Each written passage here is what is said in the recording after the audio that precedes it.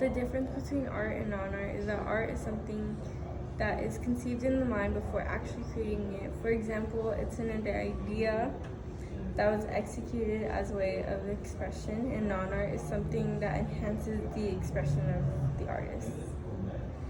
That enhances the expression the artist is trying to convey. However, non-art can still be considered art in some people's eyes, like the toilet seat. Seeing art in person versus seeing it in a book is different to me because seeing it in person shows the history and time it took and time period in which it was created. It makes it personal and it makes a connection in my head. And I'm able to see more of the depth and details shown in the art that the pictures might not show.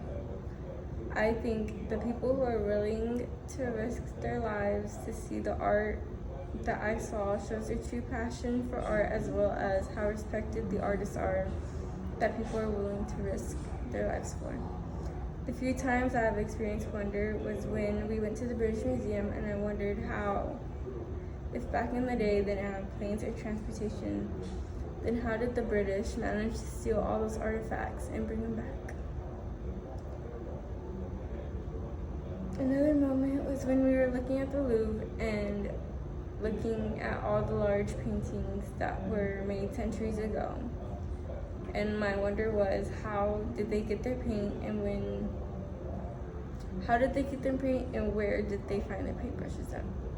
My biggest moment of wonder was when we saw stone and marble statues and how they were able to make it without the technology we have today.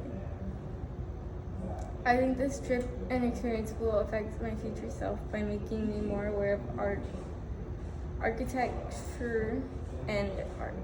I find myself becoming more aware of myself in ways that I am wanting to learn more.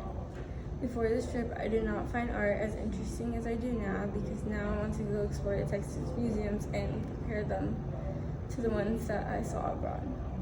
The experiences I had abroad have also shown me the importance of history and culture that I will continue to hold dear to me. Because before this trip, I didn't care for culture as much as I should have.